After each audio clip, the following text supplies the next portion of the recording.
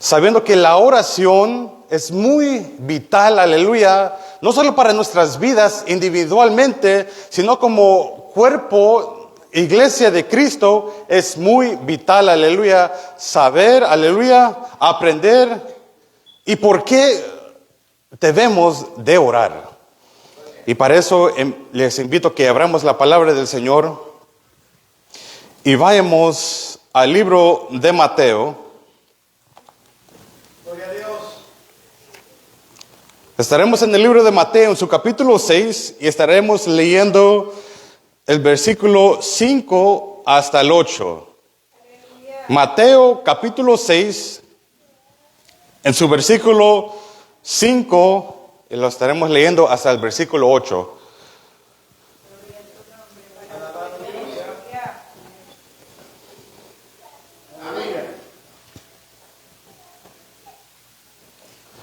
Gloria a Dios.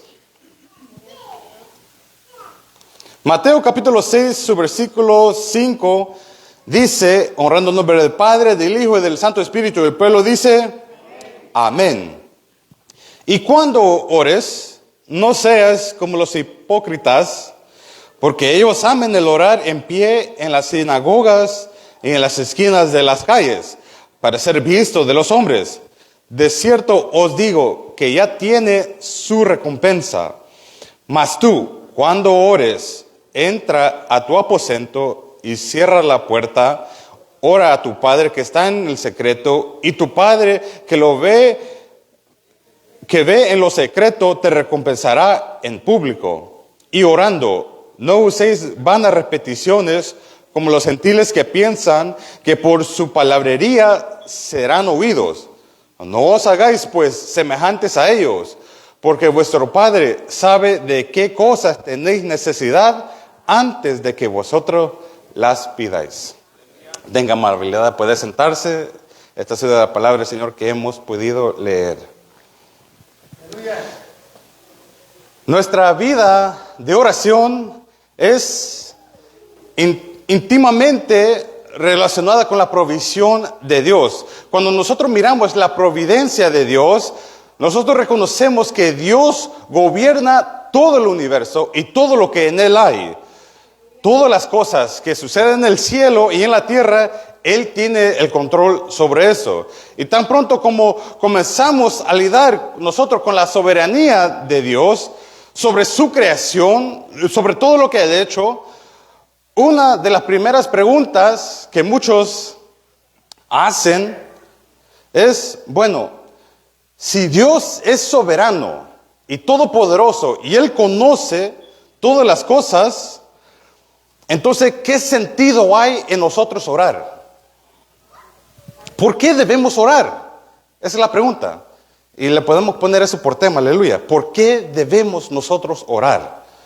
Por supuesto, la respuesta simple, quizás la respuesta más fácil, que posible no satisface a muchas gentes, es que Dios no solo ordena los fines del universo y la historia humana, sino que también ordena los medios para alcanzar esos fines. Al igual que Él tiene un plan de salvación que el Señor está desarrollando por medio de la historia, parte de la forma en que Él lleva eso es por la predicación de la palabra del Señor. Es Dios quien hace crecer, aleluya, la predicación de la palabra, pero Él utiliza ese medio para poder salvar a las gentes. Por tanto, nosotros tenemos la responsabilidad, a la luz de Dios, aleluya, de dedicarnos a nosotros predicar. Y lo mismo se puede decir de la oración. Dios obra en y a través de la oración de su pueblo. Por lo tanto, el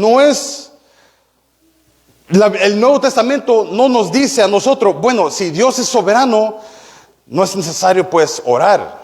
Eso no es lo que el Nuevo Testamento nos dice a nosotros. Quizás tampoco nos dice debemos de estar relajados, quizás recostarnos, echarnos en la cama o en la hamaca, o quizás no participar en ella, o la oración no es nada tan importante. No, las Escrituras nos muestran una y otra vez que la oración sí es importante y es vital para la vida del cristiano. Al contrario, es precisamente porque Dios es soberano que nos debe animarnos a nosotros a orar. Porque en su soberanía, Él ha diseñado su plan de salvación de tal manera que obra a través de la oración de su pueblo. Por eso la Biblia nos anima a nosotros una y otra vez. No solo nos anima, sino que nos ordena a participar activamente en la oración. Bueno, entonces surge otra pregunta. ¿Quiere decir entonces que la oración puede cambiar la mente de Dios? ¿Cambia la oración la mente de Dios? Bueno, si hacemos la pregunta de esa manera, la pregunta más obvia es que no.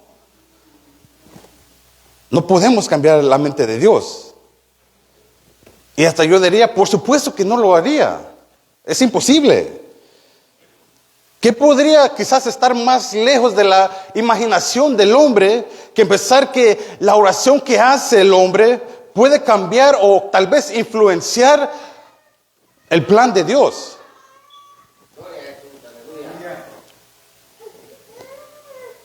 Si nos ponemos a pensar, nuestras oraciones no pueden cambiar la mente de Dios. ¿Por qué? Porque Él es el Todopoderoso, Él es el soberano. Nosotros no somos dioses para poder influenciar la opinión de Dios. Entonces, ¿qué tendría que suceder para que Dios cambie de opinión? ¿Qué visión? Entonces, la pregunta es, ¿qué visión de Dios tenemos cuando asumimos que Dios ha elaborado un plan y que tiene un plan, digamos, plan número A, y está a punto de poner eso en práctica, ese plan, en su perfecto conocimiento, en su sabiduría perfecta y en su rectitud? Él es totalmente, quizás totalmente incapaz de cometer errores. Él no es malo por diseño y su plan no es insensato. Así que Él tiene su plan y Él lo va a poner en práctica. Él lo va a llevar a cabo.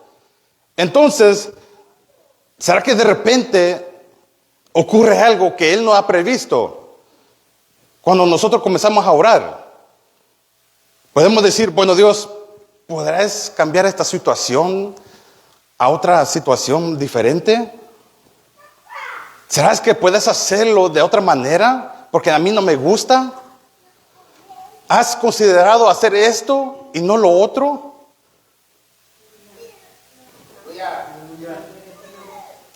Cuando hacemos eso, queremos como pretender ser consejeros de Dios. ¿Y acaso Dios necesita consejeros? Las Escrituras nos dicen una y otra vez que Él es perfecto en todo su camino, que Él es sabio.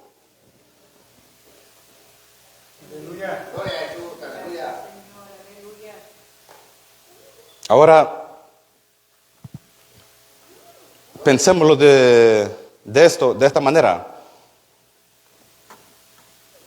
¿Qué tipo de Dios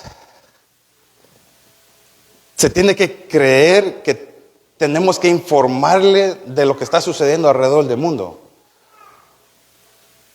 Muchos se están preguntando, ¿por qué sucede esto? ¿Por qué sucede lo otro? ¿Por qué está sucediendo esto en el mundo? ¿Acaso Dios no sabe esas cosas? Dios es el que hizo al mundo. Dice su palabra que la tierra es el estrado de sus pies. Él conoce todo lo que está sucediendo en el mundo. Él no es extraño a lo que sucede en la tierra. Así que las Escrituras nos dicen que el Señor sabe lo que necesitamos antes de que nosotros las pidamos. ¿Y cuál es la conclusión de eso? que por lo tanto nos hace falta, ¿será que no nos hace falta preguntarle a Dios qué es lo que nosotros necesitamos? ¿Será que no es necesario venir ante Él y molestarle, en pedirle que necesitamos tal y tal cosa? El Padre, Él lo sabe todo. Dice el Salmos que Él conoce cada pelo que hay en nuestras cabezas. Increíble. Porque cuando yo me pongo a pensar, ¿cuánto pelo tengo yo? No sé. Si le pregunto a mi padre, él ya le está cayendo todo el pelo, pero él tampoco podrá saber cuánto pelo tiene él. Pero la Escritura no dice, Él sabe, Él conoce cada pensamiento que nosotros tenemos. Él conoce cada palabra que vamos a decir. Incluso antes que nosotros la digamos, Él ya sabe. Él sabe lo que vamos a decir antes que lo digamos. No hay ningún lugar a donde nosotros podemos ir donde no está su presencia. Él conoce lo que está adentro y por lo que está afuera. Él conoce todas las cosas que necesitamos. Pero aún así, Él nos dice, ven y dime lo que necesitas. Él nos dice, ven a mí. Cuando Él hace esto, cuando Dios hace esto, no es para el beneficio de Él. Ni es para informarle a Él o para edificarle a Él. Entonces, ¿para quién es? ¿Para quién es la oración? La respuesta es algo obvio. Cuando nos pide que vengamos y le contemos cuáles son nuestras preocupaciones y nuestras necesidades, nos está invitando a nosotros a su presencia y nos dice, ven, habla conmigo. Él quiere que hablemos con Él. Es para nuestro beneficio, por lo cual oramos a Dios. ¿Por qué será que muchos se alejan de esa comunicación? De esa intimidad con Dios. De esa experiencia tan hermosa. De expresar esa necesidad, de expresarle a Dios sus preocupaciones que tiene en el corazón. Él nos puede animar. Y Él nos puede dar paz por medio de ella. Porque estamos con Él, hablando con Él en su presencia. Pero no vayamos a pensar que nuestra sabiduría es mayor que la de Él. O que nuestro conocimiento es tal que puede darle información que Él no tenía antes. No, Él lo sabe todo. Entonces, respondiendo a la pregunta, ¿cambia la oración la mente de Dios? No la cambia, no cambia la mente de Dios, porque la mente de Dios ya sabe lo que ibas a decir, antes que lo dirías. Y Él ya lo tenía en cuenta, aleluya, en su plan divino. Entonces alguien puede preguntar, de nuevo, esto suena como si todo estuviera programado y si no hubiera necesidad de poder orar. Bueno, quizás si podemos refrasar la pregunta, podemos decir, ¿cambia la oración las cosas? ¿Tiene la oración algún impacto en lo que realmente sucede? Y vemos a través de las Escrituras que sí, que no es un simple sí, pero es que es un verdadero sí. Si quiere, acompáñeme al libro de Santiago. Le invito a que no cierre la Biblia. Vamos a estar leyendo varios pasajes de las Escrituras. Vamos a Santiago y su capítulo 5 y su versículo 13. Santiago capítulo 5 y su versículo 13. Dice, ¿está alguno entre vosotros afligido? Haga oración. ¿Está alguno alegre? Cante alabanza. ¿Está alguno enfermo entre vosotros? Llame a los ancianos de la iglesia y oren por él, ungiéndole con aceite en el nombre del Señor. Y la oración de fe salvará al enfermo, y el Señor lo levantará. Y si hubiera cometido pecados, le serán perdonados. Confesaos vuestras ofensas unos a otros, y orad unos por otros, para que seáis sanados. La oración eficaz del justo puede mucho. Elías era hombre sujeto a pasiones semejantes a las nuestras, y oró fervientemente para que no lloviese. Y no llovió sobre la tierra por 3 años y 6 meses. Y otra vez oró, y el cielo dio lluvia, y la tierra produjo su fruto. Amén. Cuando leemos este pasaje, hay que tener cuidado cuando lo leamos, porque muchos tienden a tomar esta porción fuera de contexto, y estaremos viendo de qué forma. Porque algunos lo leen y dicen, bueno, un momento, él dice que la oración de fe salvará al enfermo y el Señor lo levantará, como si tratara de una promesa absoluta, como si fuera que si es así, tiene que ser así.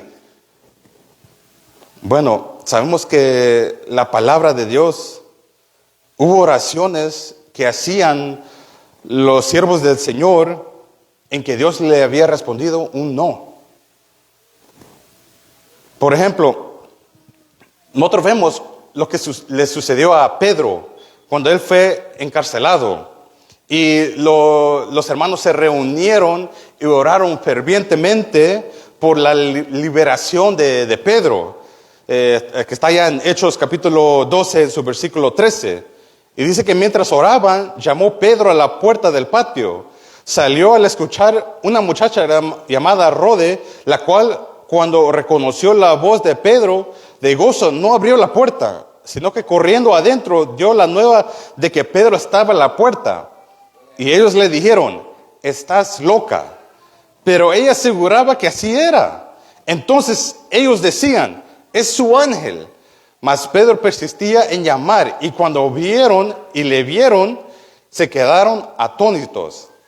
Es decir, que Dios respondió a la oración que ellos estaban haciendo, y cuando la respuesta de la oración estaban delante de sus ojos, no creyeron. Es algo increíble. Pero ahí es donde vemos cómo la iglesia primitiva oró por la liberación de Dios, y Dios había respondido. Pero vemos en las epístolas de Pablo que como Pablo, aleluya, él dice ya en 2 de Corintios que tenía un aguijón en la carne, y él quería ser liberado de ese aguijón. Pero ¿cuál fue la respuesta de Dios a Pablo?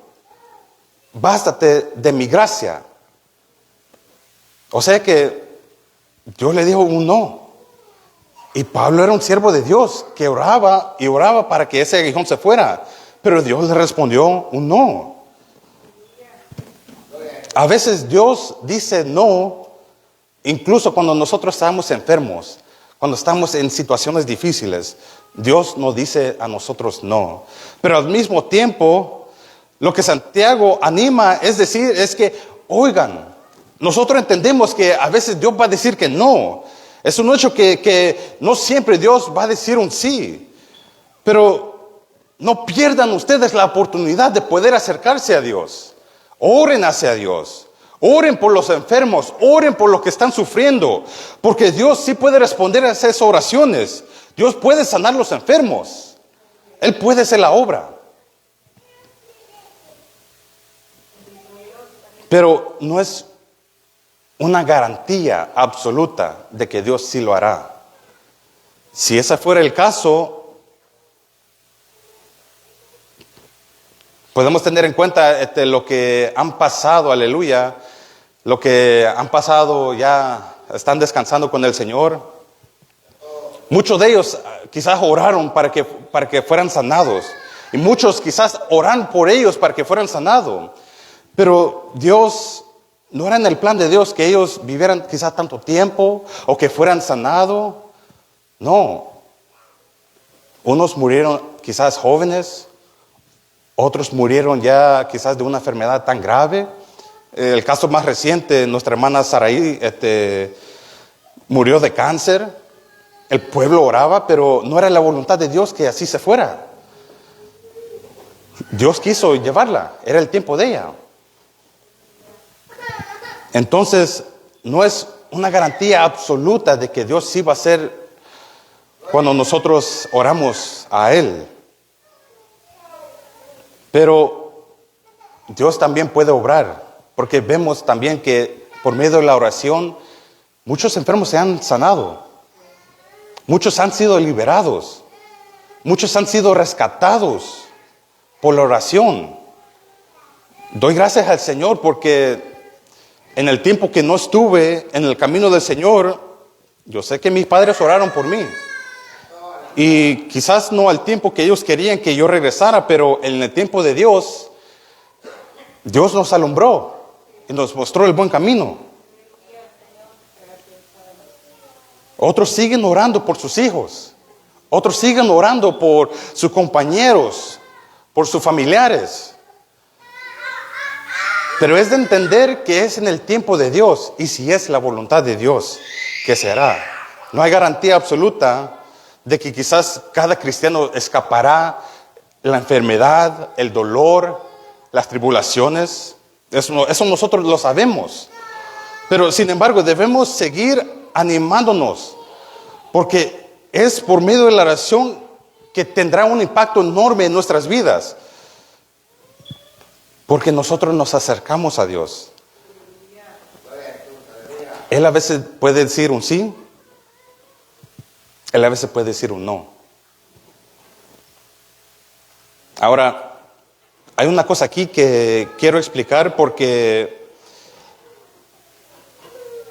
muchos, y bueno, ustedes saben, aleluya, el evangelio falso que se está propagando por todo el mundo, que malinterpretan este texto de Santiago en que dice que es la oración de fe que salvará al enfermo.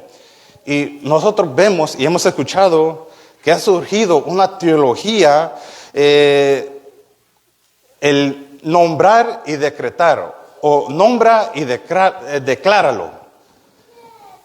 De modo que si uno no es liberado del malestar, o si uno no es sanado de esa enfermedad, entonces obviamente no tienes fe o no tienes la suficiente fe. Si tienes, entonces ellos dirán, si tienes fe, pues no estarás enfermo. Es el pensamiento de ellos, la teología de ellos. Ellos dicen, Dios siempre quiere tu sanidad. ¿Han escuchado eso, va? Solo tiene que nombrarlo y declararlo. Pero las escrituras no lo muestran eso. Es una, podemos decirle, una distorsión de la imagen completa de lo que se supone que es la oración a través de la Biblia. Hay gente que quizás que han dicho, y en una ocasión lo escuché, cuando alguien dice, si es tu voluntad, Señor, por favor, cura a esa persona. Ellos dicen que si es tu voluntad, ellos están diciendo que es pecado. Algunas personas dicen eso. Bueno, si lo han escuchado o no, pues quiero aclarar este punto, porque tampoco lo queremos dejar que anden ahí divulgando cosas así. En el huerto de Getsemaní, cuando Jesús estaba orando al Padre, ¿qué fue lo que Cristo dijo al Padre en esa oración? Recordemos, Jesús es el maestro de los maestros y de Él podemos aprender cómo orar. Cuando llega el momento en que ya se va a culminar, va a llegar el sufrimiento a su vida, y quizás ninguno de nosotros no podemos imaginar la angustia que él tenía, el sufrimiento que estaba delante de él. No podemos imaginarnos cómo era la copa de ira que se le iba a estar presentado delante de él. Él en agonía, sudando gotas de sangre, postrado ante Dios. Él dice, oh Señor, si es tu voluntad, aparte de mí esta copa. ¿Acaso fue eso un acto de incredulidad de parte de Jesús? No, de manera que no. Y Jesús sigue diciendo, sin embargo, no se haga mi voluntad, sino que la suya, la voluntad de Dios. No digamos nosotros que vayamos a hacer tal cosa la otra semana, o el otro mes, o el otro año, sin decir al mismo tiempo, si Dios nos permite. Es si Dios nos permite a nosotros. ¿Qué pasaría o qué sucedería que si Dios no permite eso? Que quizás la otra semana yo quiera llegar a tal lugar, pero Dios no me lo deja, no me lo permite. Es que si Dios quiere, es que si está en su voluntad. Puede ser que Dios no quiera y no lo permita. Puede ser que es posible que Dios me lleve ahora y no esté la otra semana. Yo no lo sé. Pero recordemos, si Dios quiere, si está en la voluntad de Dios, así será. La oración fiel, la verdadera fe, lo que fe es en su esencia es confianza en Dios. Es confiar en Dios. Y la oración de fe es una oración que confía en Dios para el resultado, incluso cuando Él nos dice que no. Eso es lo que Jesús nos enseña en el Getsemaní. No se haga mi voluntad, sino la tuya. Así que, si Dios quiere que Él beba esa copa, Él la beberá. Y vemos que Él la bebió.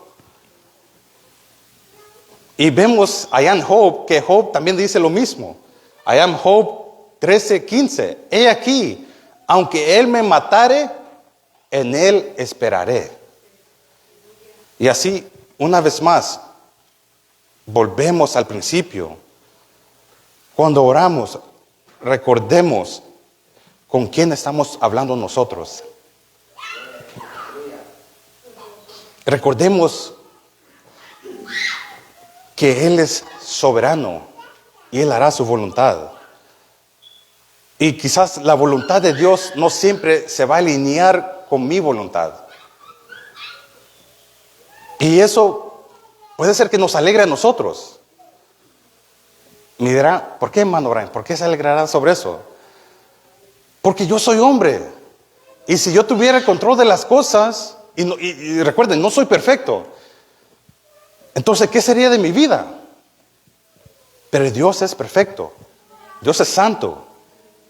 Es sabio. Y Él conoce el camino. Y Él nos guiará. A veces la respuesta puede ser no, porque Él sabe que esa cosa no nos conviene a nosotros. Por más difícil que nosotros queremos creer que sí lo es, en nuestro razonamiento, quizás queremos decir, yo sé que esto va a ser bueno. Pero ahí está la palabra, yo sé. Pero ¿sabe Dios que eso es bueno o no? Dios sabe. Él conoce. Es como en una analogía, alguien me dijo una vez, es como estar subiendo por una montaña. Ustedes saben por la 78, subiendo de la Lehigh Street al otro lado, para la 309. Hay que subir esa montaña. Quizás nosotros no vamos a saber qué está sucediendo al otro lado, porque no lo podemos ver. Lo que vemos está ahorita aquí adelante, no vemos lo que está allá. Puede ser que Dios nos diga que no, porque Él conoce lo que está allá al otro lado. Aunque nosotros no lo podemos mirar, Él conoce. Así que, en parte, eso nos debe de darle alegría a nosotros, porque Él es soberano. Él tiene el control sobre todas las cosas.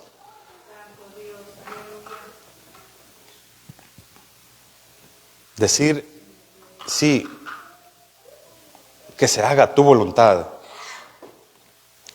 Es confiar en Dios y esperar en Él. Pero Santiago continúa diciendo, la oración eficaz del justo puede mucho. ¿Cuánto puede? ¿Puede todo? No, pero puede mucho. Y eso responde a la pregunta, ¿cambia la oración las cosas? Sí, puede cambiar muchas cosas, pero no cambia todas las cosas. Él no dice que la oración arrogante, casual de una persona injusta sirve para mucho. Es la oración eficaz la que sirve, la oración eficaz de una persona justa. Entonces, eficaz significa orar con cierto grado de pasión. Es una pasión que se debe ser proporcional con la gravedad o la situación en la cual estamos orando. Orar apasionadamente. ¿Usted alguna vez ha orado así? Con tanta pasión que quizás a veces lágrimas salen de los ojos. A veces usted expone su corazón delante del Señor y se quebranta en ese tiempo de oración delante del Señor. Una oración apasionada es la que debe de ser del justo, aleluya, cuando ora por necesidades.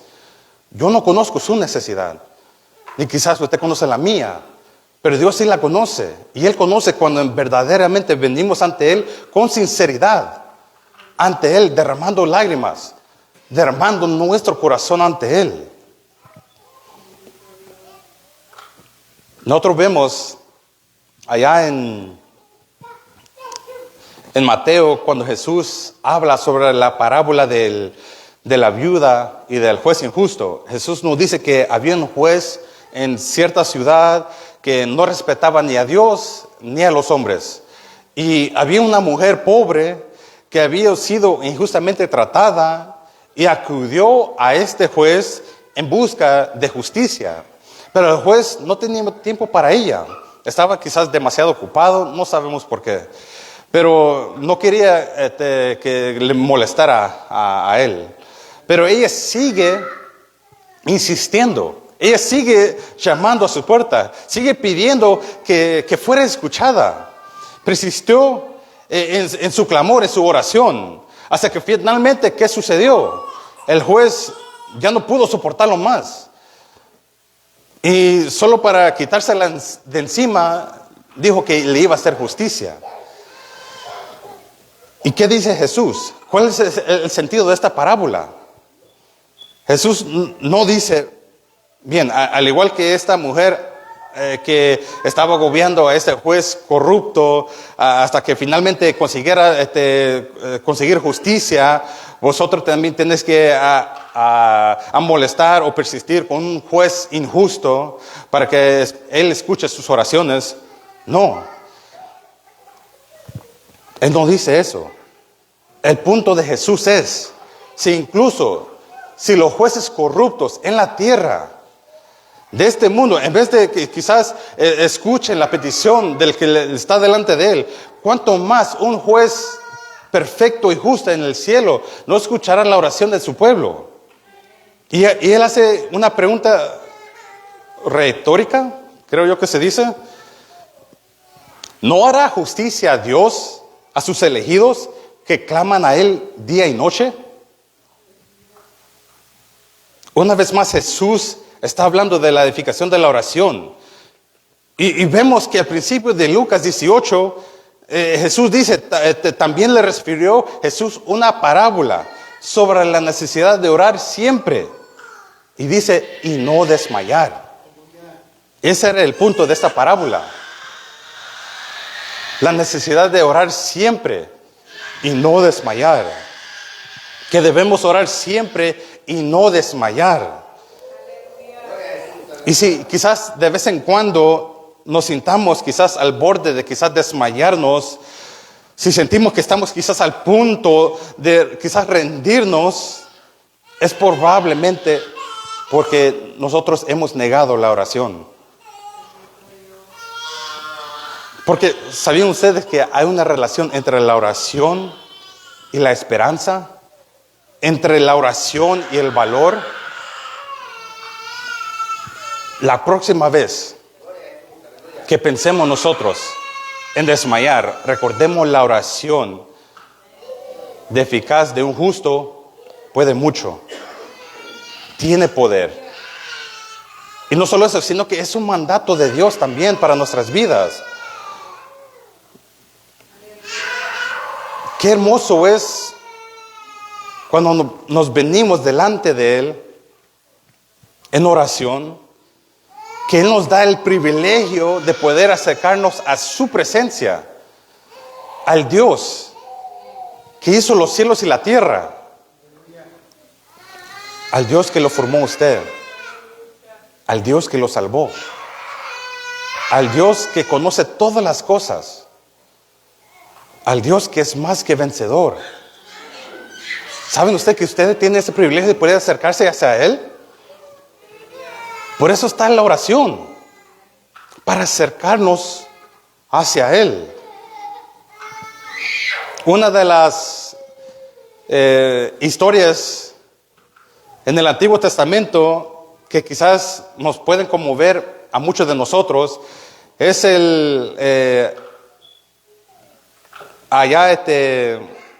cuando en el 1 Samuel, cuando habla de Ana.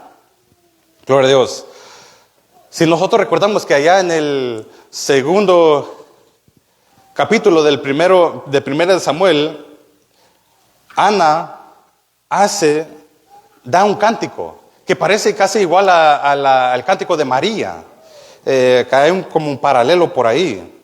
Pero el cántico que hace ella es en celebración y la alegría porque Dios había escuchado su oración. Si quiere, acompáñame a 1 Samuel, en su capítulo 1.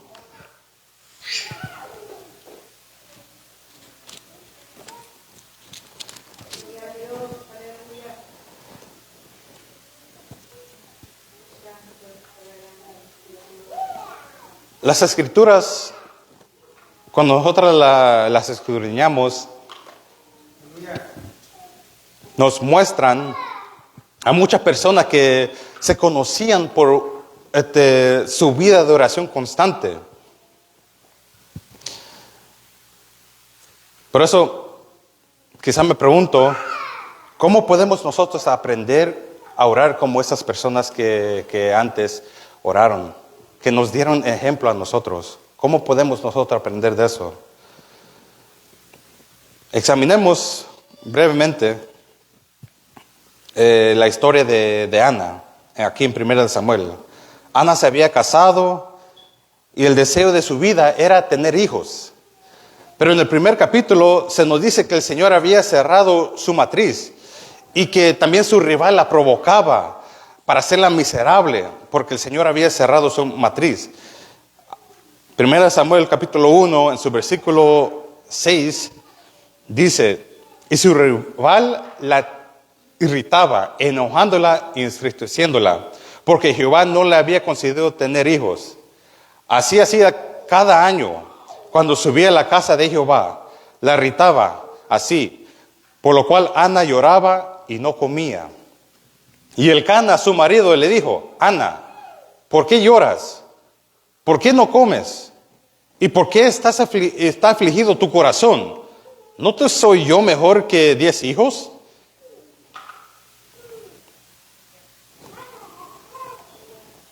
Aquí vemos el escenario, aleluya, que es presentado. Vemos que Ana era infeliz y la condición de ella no había mejorado. Dice aquí, año tras año, no había mejorado. Y ella fue despreciada por su rival porque ella no podía tener hijos. Entonces vemos que su esposo la ve y le dice: ¿Qué te está pasando? ¿Qué te pasa? No pasa nada por tener hijos. ¿Acaso no soy yo mejor que 10 de tus hijos? Pero ese no era el deseo de Ana. Ana deseaba tener un hijo. Ella quería ser madre.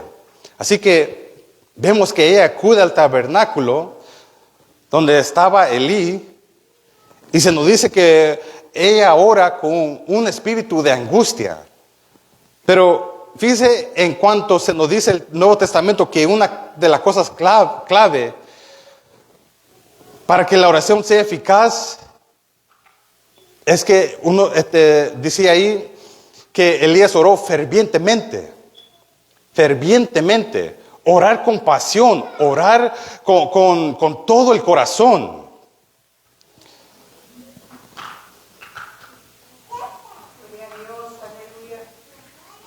Versículo 10 dice, ella con amargura del alma oró a Jehová y lloró abundantemente e hizo voto diciendo, Jehová de los ejércitos, si te dignares mirar a la aflicción de tu sierva y te acordares de mí y no te olvidares de tu sierva, sino que dieres a tu sierva un hijo varón, yo lo dedicaré a Jehová todos los días de su vida y no pasará navaja sobre su cabeza. Mientras ella oraba largamente delante de Jehová, Elí estaba observando la boca de ella. Pero Ana hablaba en su corazón y solamente se movían sus labios y su voz no se oía. Y Elí la tuvo por ebria. Entonces le dijo Elí, ¿hasta cuándo estaréis ebria? Digiere tu vino. Y Ana le respondió diciendo, no, mi señor. Soy una mujer atribulada de espíritu, no he bebido vino ni sidra, sino que he derramado mi alma delante de Jehová. No tenga a tu sierva por mujer impía, porque por la magnitud de mis congojas y mi aflicción he hablado hasta ahora. Elí respondió y dijo, ve en paz, y el Dios de Israel te otorgue la petición que le has hecho. Su oración, la oración de Ana, fue respondida. Y no era una oración en que ella estaba diciendo en voz alta. Era una oración que ella elevó en silencio. Ella movía los labios para orar, pero se dirigía a Dios. Y Dios puede escuchar lo que está dentro de nosotros. Santiago, aleluya, según los estudiosos y los historiadores le pusieron dos nombres a él. Santiago el Justo le decían, y también unos estudiosos dicen que le tenían, ustedes saben los callos que a veces le agarran aquí en las palmas de las manos. Bueno, algunos historiadores decían que Santiago tenía callos aquí en las rodillas por las muchas oraciones que él hacía. Algo interesante, porque ¿cuántos de nosotros podemos decir tenemos callos en las rodillas? Pero a Santiago se le había atribuido que tenía callos, así se le conocía en las rodillas. Era uno de los nombres que le habían puesto. Y recordemos que él era hermano de Jesús. Y mientras Jesús estaba en el mundo, él no había creído. Fue hasta que Jesús resucitó que él se convirtió a Jesús. Y fue uno de los apóstoles. Pero creo que lo que él hizo, hablando de Santiago, es algo conmovedor. ¿Cuánto tiempo no habrá pasado Santiago en oración? Y después me puedo preguntar a mí mismo, ¿cuántas veces yo he pasado en oración con Dios? No es que quizás no hay dedicación. No podemos decir nosotros que quizás no hay tiempo.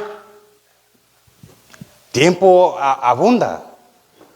Si nosotros decimos no hay tiempo, es que quizás en verdad no lo estamos administrando bien, o que quizás no queremos. Tiempo hay.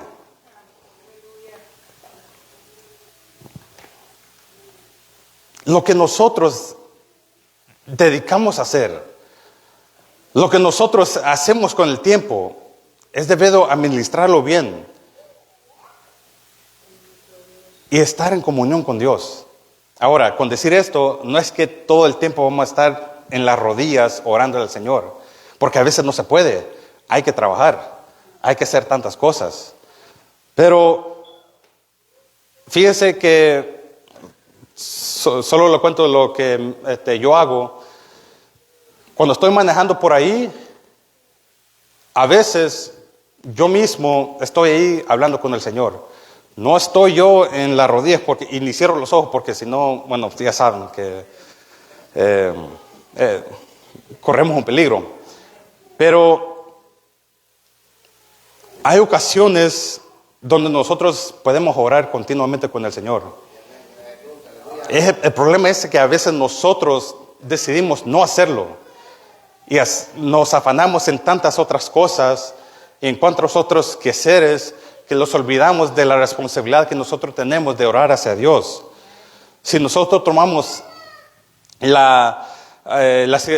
el Evangelio, cuando Marta y María estaban con Jesús, vemos que Marta estaba afanada y turbada.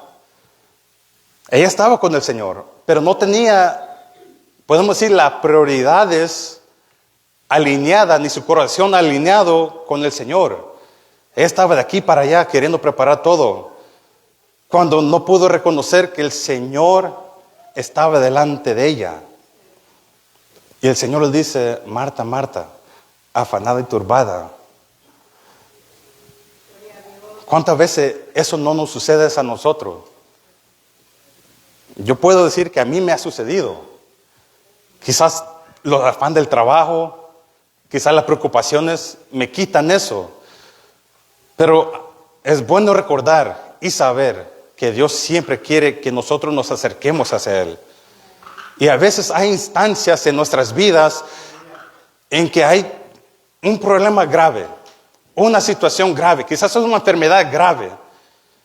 Y a veces hay que hacer como Ana, derramar delante de Él nuestra oración. Dice el verso 12, mientras ella oraba largamente delante de Jehová, Elí estaba observando la boca de ella, pero Ana hablaba en su corazón y solamente se movían sus labios y su voz no se oía. Y dice más adelante, y Ana respondió diciendo: no, Señor mío, soy una mujer atribulada de espíritu. Estaba atribulada. Y ella derramó todo lo que ella tenía delante del Señor. ¿Y sabe qué sucedió al final? Dice aquí el versículo 18, y ella dijo: halle tu sierva gracia delante de tus ojos. Y se fue la mujer por su camino y comió y no estuvo más triste. Eso es lo que sucede cuando nosotros oramos delante del Señor. Podemos venir ante el Señor, quizás puede ser enojado, afligidos. Cuántas cosas puede pasar por nuestras mentes cuando venimos delante de Él. Pero al derramarnos delante del Señor, es como si una carga se levanta sobre nosotros. Y nos sucede como Ana. Comemos y ya no estamos más tristes. ¿Por qué? Porque estamos confiando en el Señor. Estamos confiando en Él para que Él siga haciendo la obra.